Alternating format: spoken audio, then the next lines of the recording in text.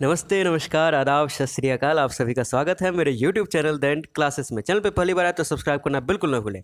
सहायक प्रोफेसर की नियुक्ति में 2 साल तक PhD से छूट, ये हेडिंग आपने बहुत सारे फेसबुक पेजों पर देखा होगा। पेपर की हेडिंग थी और फिर UGC का वो लेटर था। उसके बारे में पूरे डिटेल से हम बात करने वाले हैं, बड़े ही आसान शब्दों में कि कौन फ़ायदे में रहेगा, नेट, JRF या PhD वाला। पूरा डिटेल्स हम आपको बताते हैं। ये UGC का नोटिफिकेशन आया है जिसमें कि उसमें लिखा गया है कि UGC extend the date of application of PhD as mandatory qualification for the direct recruitment of assistant professor in department of universities from 1/7/2021 से 1/7/2023। यानी कि ये मिनिमम क्वालिफिकेशन क्या है, नेट है असिस्टेंट प्रोफेसर बनने के लिए। अब 1 जुलाई 2021 से होने वाला था कि भाई, जो कि बीत चुका है जुलाई 2021, अभी तो हम लोग अक्टूबर महीने में चल रहा है। तो जुलाई 2021 से असिस्टेंट प्रोफेसर की नियुक्ति के लिए PhD को अनिवार्य किया जाना था, लेकिन कोरोना या अन्य गाइडलाइन के चलते इसको अब 2023 किया गया है, 1 जुलाई 2023। यानी कि 2 साल ज़्यादा मौके मिलेंगे। यानी कि मिनिमम क्वालिफिकेशन नेट 2 साल और रहने वाला है, उसके बाद नहीं। यानी कि 2021 से बढ़ के 2023 हो गया। तो इससे क्या फ़ायदा है, क्या घाटा है, इससे पहले थोड़ा सा हम UGC के लेटर भी आपको दिखा दें। ये UGC का लेटर है जिसमें वही बातें कही गई है, और फिर जो भारत के राजपत्र में क्या संशोधन हुआ वो भी आपको दिखला दें। ये देखिए, भारत का राजपत्र निकल गया, यानी कि ऑफिशियल अब ये निकल चुका है। इसमें देखिए क्या लिखा गया है कि UGC के ये जो असिस्टेंट प्रोफेसर के लिए दूसरा नियम देखिए, विश्वविद्यालय अनुदान आयोग ये विनिमय 2018 विनिमय 3 की उप विनिमय 3.10 की बात कर रहा है। ठीक है, 3.10 में क्या चेंज किया वो देखिए। 1 जुलाई 2023 से विश्वविद्यालय विभागों में सहायक आचार्य यानी कि असिस्टेंट प्रोफेसर की पदों की सीधी भर्ती के लिए PhD अनिवार्य होगी, यानी 1 जुलाई 2023 से होगी। 3.10 में क्या था, रेगुलेशन 2018 के 3.10 में था कि 1 जुलाई 2021 से PhD अनिवार्य हो जाएगी, लेकिन अब नेट भी मिनिमम क्वालिफिकेशन 2023 तक रहेगा। चलिए अब इसके फ़ायदे और नुकसान की बात करते हैं। हमारे सामने 3 सवाल उभर के आते हैं कि केवल नेट JRF है उनको क्या फ़ायदा है, ठीक है। दूसरा, केवल PhD वाले को क्या फ़ायदा है, नुकसान किसे है, ठीक है। ये 3 सवाल है। पहले सवाल के जवाब की ओर चलते हैं कि केवल जो नेट JRF है उनको क्या फ़ायदा है। तो आपको इस फ़ायदे के बारे में जानने से पहले थोड़ा सा रेगुलेशन 2018 के मार्क्स डिस्ट्रीब्यूशन को देखना चाहिए। रेगुलेशन 2018 के मार्क्स डिस्ट्रीब्यूशन हमारे सामने है। ग्रेजुएशन में आपको 80% या उससे अब मिलते हैं तो रहते हैं तो 21 नंबर, और 60 से 79 में 90 नंबर है, ठीक है। ये बात आप जानते हैं। पोस्ट ग्रेजुएशन के ऐसे मार्क्स दिए हुए हैं। यहाँ पे देखिए, PhD का ये कॉलेज के लिए है, PhD का 20 नंबर है, ठीक है। जनरली यूनिवर्सिटी वाला लागू होता है तो वहाँ 30 नंबर रहता है। नेट JRF का कॉलेज के लिए, कॉलेज कैडर के लिए 10 नंबर है। ऐसे नेट विद JRF का 7 नंबर रहता है, और सिर्फ नेट सेट का यहाँ 8 नंबर दिया है, जबकि रहता है 5 नंबर यूनिवर्सिटी के लिए, ठीक है। और रिसर्च पब्लिकेशन के लिए एक रिसर्च के लिए 2 नंबर रहता है, मैक्सिमम आपको 10 मिलेंगे। टीचिंग एक्सपीरियंस के भी 10 मिलेंगे। ये सब कॉलेज कैडर के लिए, इसलिए इस हिसाब से दिया हुआ है।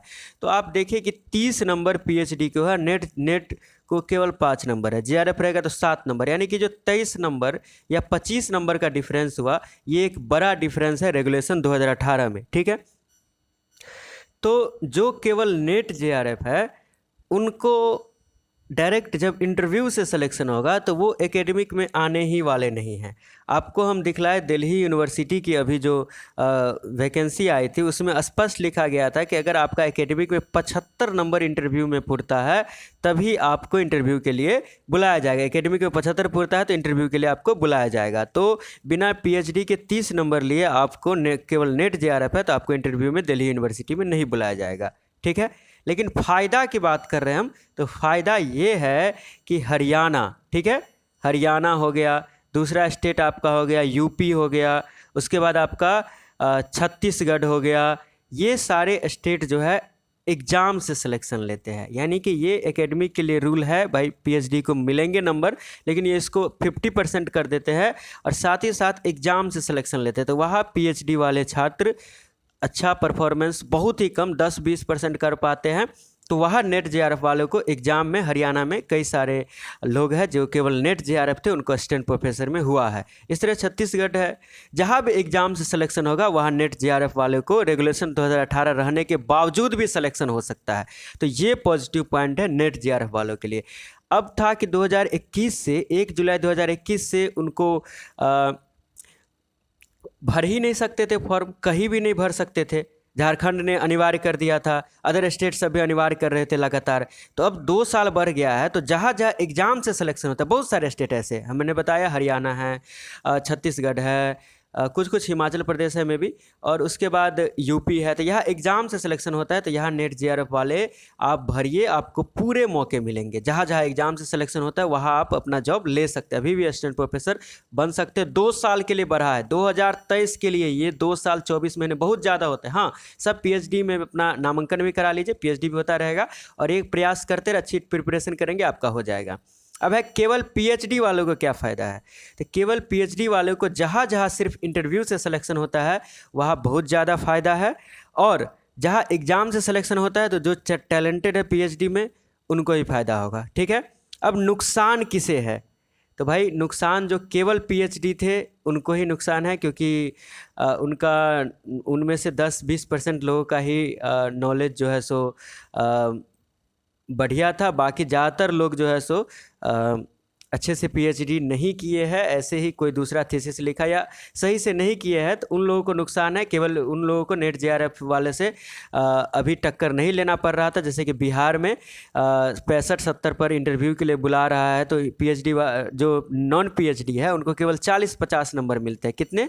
40-50। तो इन लोगों को इंटरव्यू के लिए कहीं बुलाएगा नहीं, तो इसलिए बिहार में केवल पीएचडी वालों को फ़ायदा हो गया। इसी तरह अब उनको नुकसान हो जाएगा, क्योंकि हर एक राज्य में नेट वाले भी भरेंगे, तो जहाँ जहाँ एग्ज़ाम से सिलेक्शन होगा वहाँ पीएचडी वाले एकदम से पीछे पड़ जाएंगे। कुछ ही 10-20% जो उसमें भी अच्छे हैं, जो पीएचडी नेट दोनों है, वो तो अच्छा करेंगे, लेकिन बाकी जो सिर्फ पीएचडी है और पढ़ाई लिखाई छोड़ चुके हैं उनकी हालत ख़राब होगी। और नेट जेआरएफ वालों के लिए एक बहुत ही बड़ा मौका है कि एग्ज़ाम से अपने प्रिपरेशन पे ध्यान दें, एग्ज़ाम के लिए कंटिन्यू अपने विषय की तैयारी करें। आप 2 साल में निश्चित ही कहीं ना कहीं आपका हो जाएगा। आपको बता दिया हमने कि ये जो हरियाणा, यूपी या अन्य राज्य है, यहाँ पे एग्ज़ाम से फेयर सिलेक्शन होता है, तो आप आसानी से यहाँ कर सकते हैं। तो ये जो नियम बढ़ा है, इससे नेट जेआरएफ वालों को एक झलक में, जहाँ सिर्फ इंटरव्यू से होता है वहाँ बहुत ही ज़्यादा घाटा है, क्योंकि इंटरव्यू में ये आपका मार्क्स का जो पैटर्न है यूनिवर्सिटी के लिए, ये कॉलेज वाला ज़्यादातर कोई मानता नहीं है, सब यूनिवर्सिटी कैडर ही मानता है। तो पीएचडी के लिए 30 नंबर है, तो आप सिर्फ इंटरव्यू से होगा, तो आप वहाँ आपको इंटरव्यू के लिए भी नहीं बुलाया जाएगा, लेकिन जहाँ एग्जाम से सिलेक्शन होता है वहाँ आपकी जय जय है। उम्मीद करते हैं आपको वीडियो पसंद आया होगा, लाइक करें अगर पसंद आया तो, और सवाल है कुछ तो कमेंट बॉक्स में लिख सकते हैं। ऐसी खबरें हम लगातार आपके लिए लाते रहते हैं। इतिहास के छात्र तो उनके लिए ढेर सारे वीडियो है, देखिए, आनंद लीजिए और खूब बढ़िया से अपने लक्ष्य की ओर समर्पित होइए। धन्यवाद।